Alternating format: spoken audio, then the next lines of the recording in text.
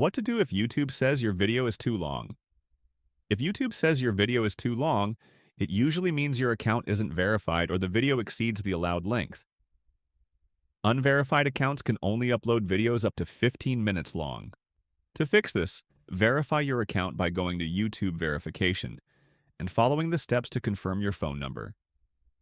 Once verified, you'll be able to upload longer videos.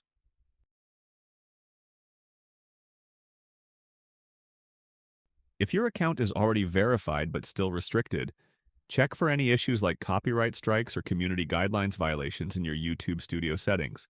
If verifying your account or resolving restrictions isn't possible, you can make the video shorter by trimming it using editing tools like iMovie, CapCut, or Clipchamp.